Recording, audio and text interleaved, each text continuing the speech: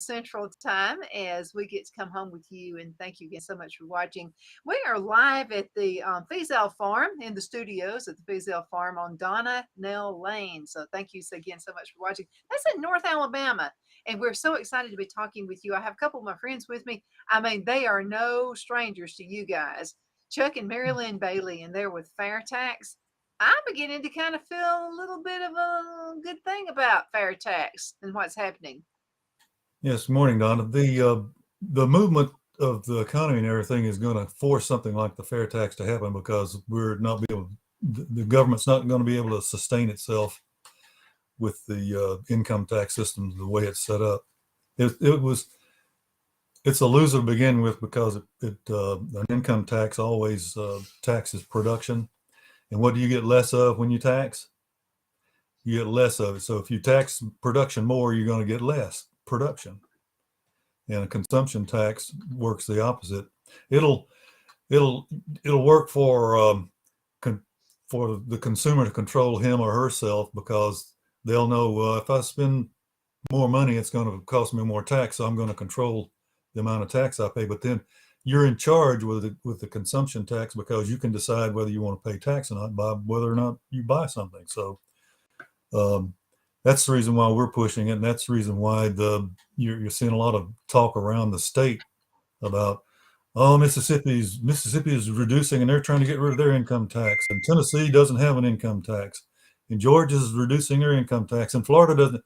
We're surrounded by people that don't have income tax or are getting rid of their income tax, so they're going to have to do something. So we keep nudging our legislators to get on the ball and start learning about our state version of the fair tax, which is the Alabama Economic Freedom Act. And we're going to have a chance to talk to a bunch of them next week. They've got a reception and dinner for the new representatives and the new speakers. So we'll be attending that next week, and we're going to nudge some more. That's exciting. We're going to have to get you back on the show after that. Yeah. There's been some exciting news, Right. and so so I've been following our Kevin McCarthy. I've been following him, and so he's into repealing the IRS funding. Is that a step in the right direction? He's talking about defunding the 87,000 spots that they just put in it because you can't keep that from happening unless you just take the funds away because the law is there. You just you're not, I guess by law you're not really required to fund it. It's just that you can do it if you want to, kind of thing. And so they're gonna kill that by not funding the 87,000 jobs that they put up last time around. But that's in the right direction. It shows that although those jobs haven't been filled yet, it shows that if they can do that, we don't really need that.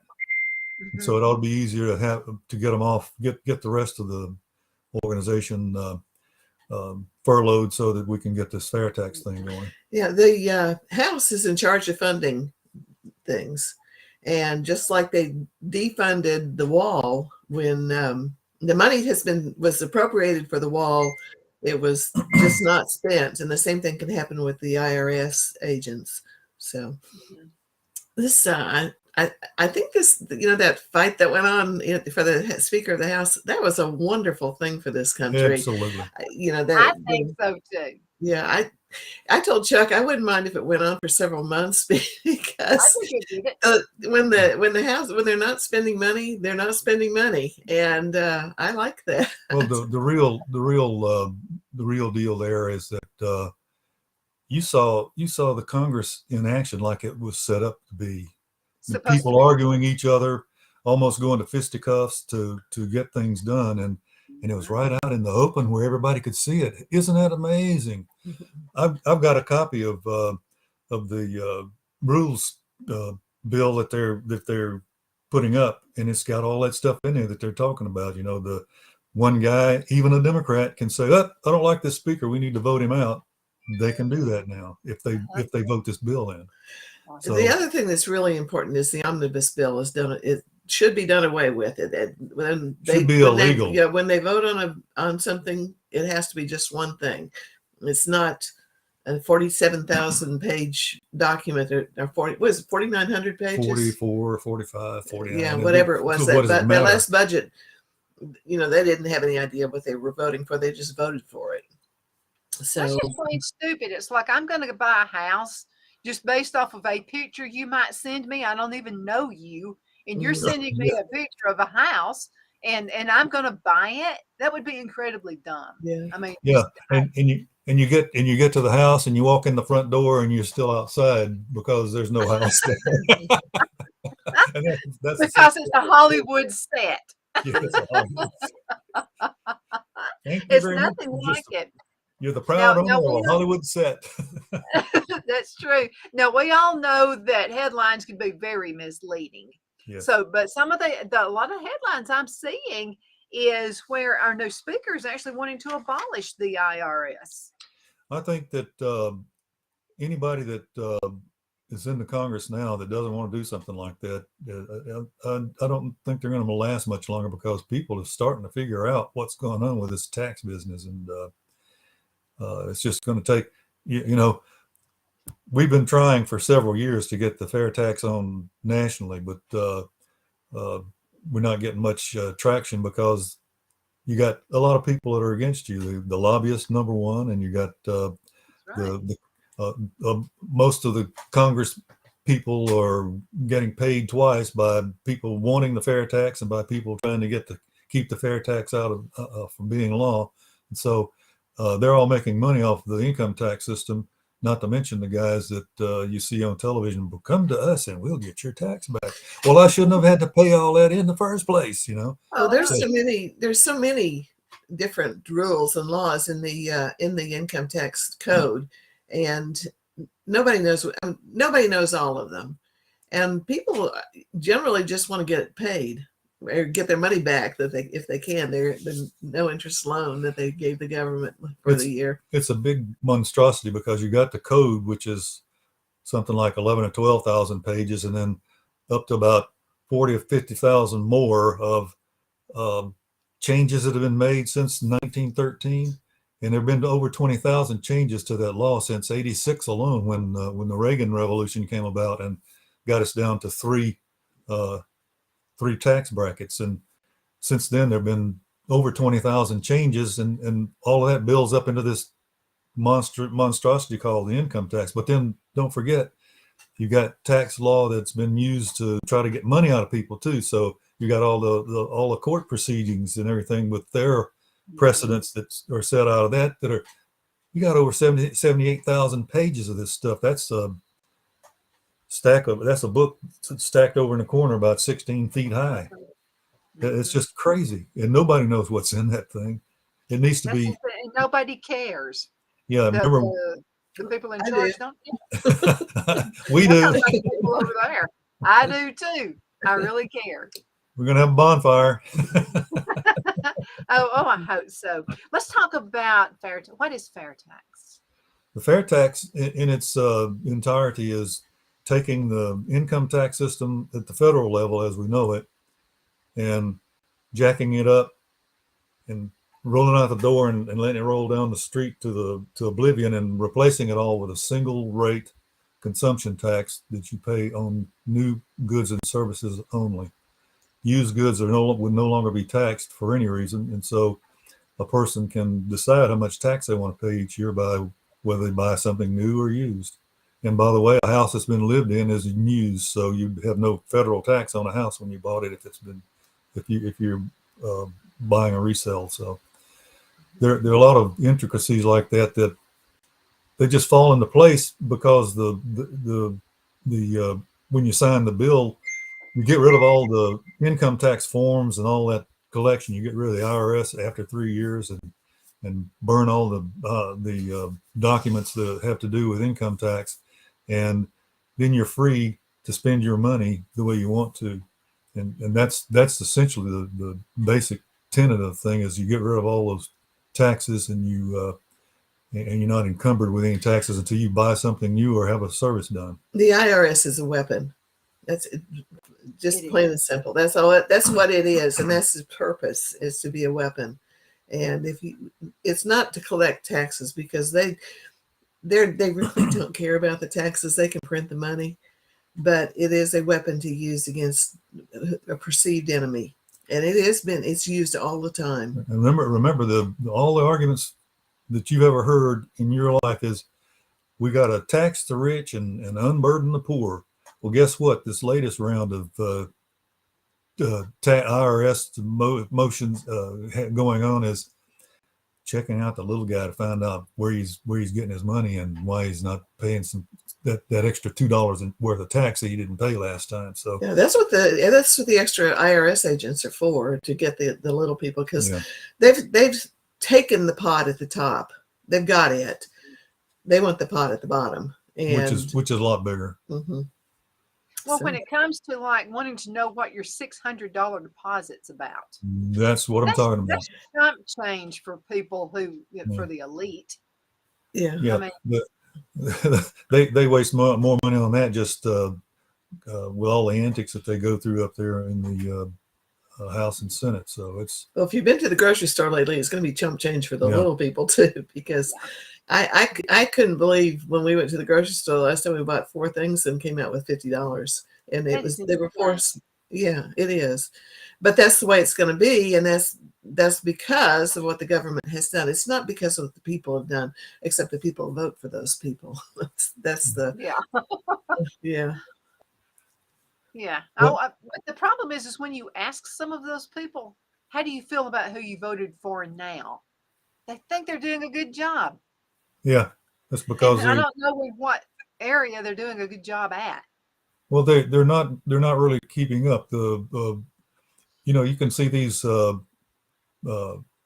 questions to people on the street, and you just wonder how in the world do those people get around? Are they able to walk back and forth? They don't even know who the president is. They don't know who the president, vice president. Yeah. So they're not going to know about. And they vote. But they'll complain about paying too much money and not being able to make enough money to live. All those kind of things. Well, look around you and see why that's happening. Mm-hmm. They're just not keeping up. They're too busy with their social media complaining about things. So I saw a meme on Facebook I thought was so funny, and it's actually my son put it on there. It's wonder they don't kick him completely off of Facebook. So there's a cart, and it's just full of dozens of eggs. And he said, if I win the lottery, I won't tell anybody, but you'll get a pretty good indication with what's in my cart. And it was just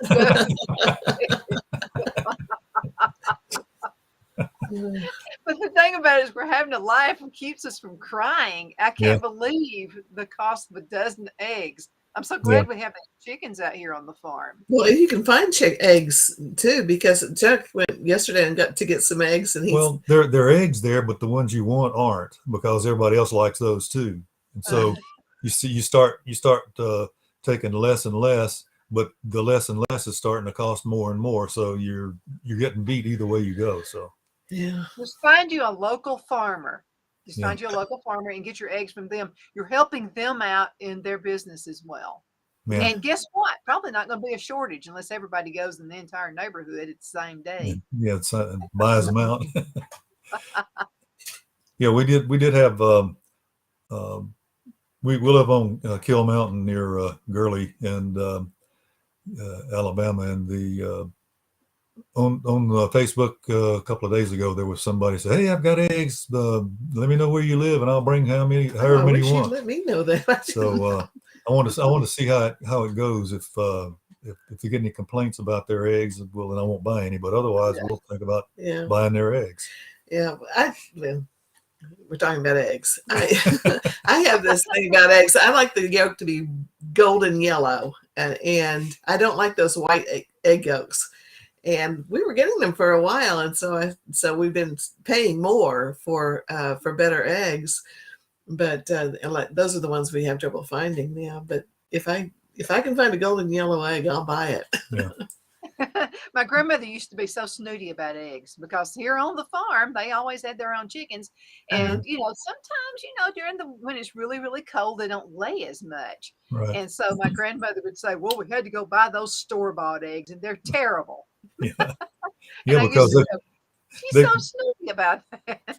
Well, those eggs have been around a while. The ones you got out of your hen's house is going to be a lot fresher. Mm-hmm, absolutely.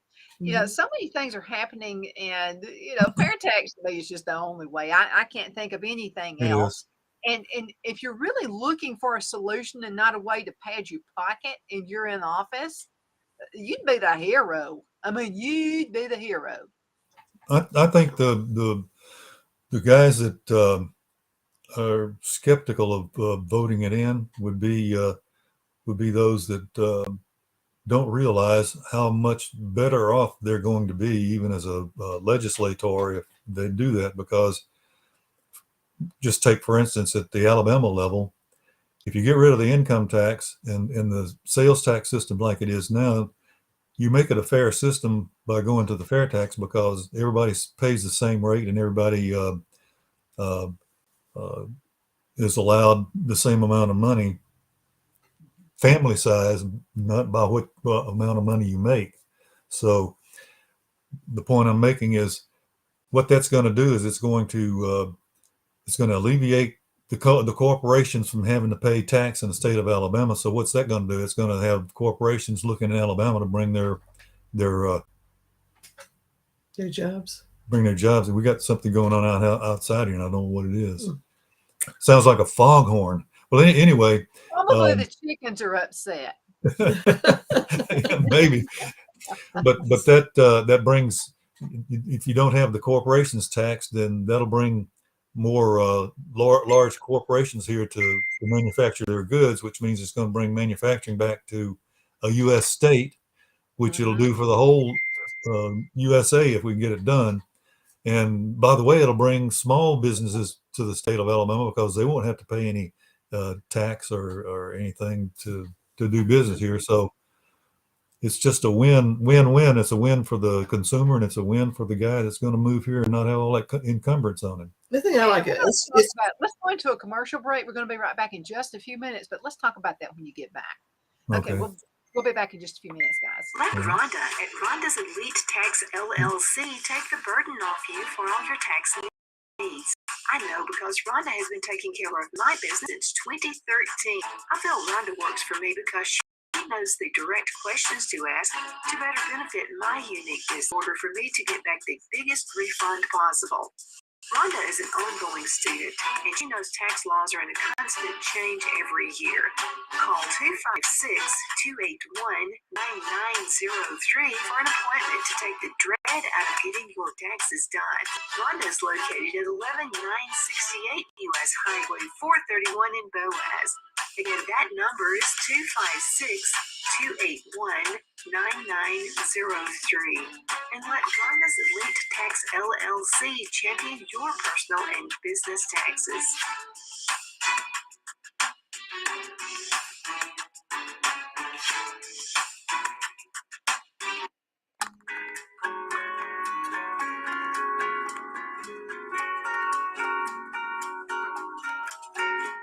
At Lamone's Mexican Restaurant, located in Vinegar, Alabama, and voted Best Mexican Restaurant of DeKalb County, Alabama 2020, we're here to serve you with authentic Mexican cuisine. Order easily online by going to lamonsmex.com or call 256-657-3999 to place your order. We're open Monday through Thursday, 11 a.m. to 9 p.m. and Friday and Saturday, 11 a.m. to 10 p.m. Whether you're celebrating a cozy date night or two, or a celebration for a crowd, at Lamone's you'll love our atmosphere and friendly servers. Thank you for dining with Lamone's Mexican Restaurant.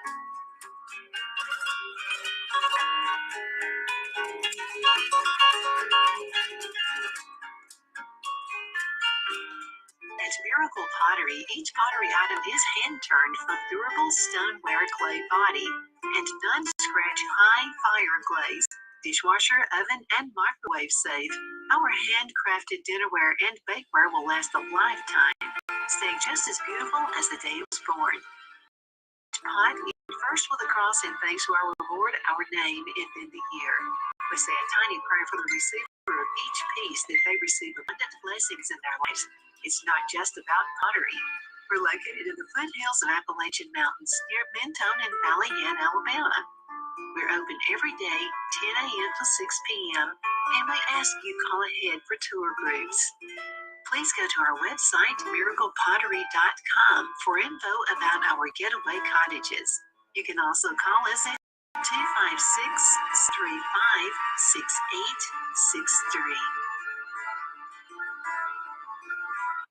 Hello, I'm Mike Lindell, and my employees and I want to thank each and every one of you for your continued support. With everything going on right now, your rest is so important. That's why we're having the biggest My Pillow sale ever. Not only are my bed pillows as low as $19.98, but you can get the best body pillows ever. Regular $89.98, now only $29.98. Take your rest on the go with our Roll and Go Anywhere My Pillows for only $14.98. And we have our new couch and accent pillows. They aren't just for looks. They have My Pillow's patented adjustable fill that gives you that amazing My Pillow comfort. In this economy, you get the best gifts ever for the best prices ever. So go to mypillow.com or call the number on your screen. Use your promo code and you get deep discounts on body, couch, most pillows, and so much more, including my original bed pillows for as low as $19.98. Please order now while quantities last. Okay, folks, we are back. My name is Donna Fiesel, and I'm your host of The Edge. Thank you so much for watching. We're in North Alabama. You can find us on television a number of different ways. You can find us on Roku TV and Amazon Fire. Again, it's so good to be with you today. Thank you so much for watching. Great topic right here, and this is about taxes. Now, this is the only time I like to talk about taxes, is when we're talking about fair tax. I have Chuck and Mary Lynn Bailey with me right now. Hey, guys, so good to have you back on the show again today. Good to be back. Good to be here. Yeah, it's always good to be with you. Now, folks are listening from all over the country. And again, we are basically all over the country and all over the world. But let's talk to folks about maybe thinking about moving into the Alabama area. It would be a haven if we had no tax right here and fair tax. Yeah, it's it affects everybody. It affects the individual. It really affects small business, and then the corporations would not have an income tax hanging over their head. And if you look at those things, they all have carve outs, so that if they do this, they don't have to pay a tax. If they do that, they don't have to pay a tax. And so there's nothing fair about any of that. And it's the same thing for the sales tax that we have here. I looked at that several years ago, and at the time there were over 150 deductions, exemptions, exceptions, and all that stuff for both the income tax and the sales tax. I was surprised about the sales tax, but even sales tax have exemptions. So all of that stuff goes away, and you get rid of the income tax collection side of the business down there in Montgomery, and you'd go to a much smaller consumption tax organization that would have a lot fewer people to actually keep up with. Right now, you have something like 2.2 million people that have jobs that are supposedly paying income tax, and that goes down to about maybe 60,000 retail sales businesses in the state. So I think 60,000 will be easier to take care of than 2.2 million people, all of whom can go off in a corner and fix their form so that they get more tax reduced from their income taxes. So and small businesses wouldn't have all the paperwork and everything that's involved with doing income tax. Or if they were retail, the sales tax goes down to a single form where it says, I made so much this month, I had so many credits I had to give people for bringing stuff back. Here's the amount of tax I got off of what's left, and here's your money. And they do that once a month, or whatever the size of the business, the size of the check they have to write would depend on how often they have to do it. So it's just it points its way to being for the taxpayer rather than against the taxpayer. And if you're taxing production, that's against the taxpayer. Absolutely. And I wanted to make another point, because anybody who listens to this show and watches this show, there are a lot of Democrats I don't like. There are also a lot of Republicans I don't like. So this is nothing to do with Democrat, Republican. No, it doesn't. Totally nonpartisan. When this thing at the federal level The first time it was submitted was John Linder and I can't remember his name now. A guy from I think he may still be in the Congress, although you don't hear much about him. But you had a Democrat and a Republican who co-sponsored the bill, and they submitted it in the House, and it had a bunch of Democrats and Republican co-signers on there besides them. But then Nancy Pelosi came along in 2004 or so and said, "Sorry, if you're part of that bill, you'll never have a chairmanship under my domain." So that it's been kind of a Republican bill since then, but it's not a Republican bill. It's for everybody. If you pay taxes, you ought to be for this bill. Mm-hmm. Well, actually, if you believe in freedom, you would want this bill. Yeah. If you enjoy spending all the time that you have to spend to pay your taxes or to get back what's left of the loan that you gave the government last year, you're for the fair tax. And it's a no interest loan on your part. Yeah. The thing about that, the state bill is for 1 penny more, we could pay property taxes too. So everybody in the state, when they own a home, could actually own it and not be renting it from the state. That's right, because you don't own it. I No. mean, you really don't, as long as you're paying taxes on it. That's right. So that's kind of the crux of it is at the federal level and the state level. Our bill, the Alabama Economic Freedom Act, it's a clone of the federal bill. So all of the goodies that you get from having a national bill roll down into the state. So we were speaking to a lady several months ago who thought that once she was 65, she wouldn't have to pay taxes on Social Security anymore. And I said, well, we do. We've been over 65 for a while.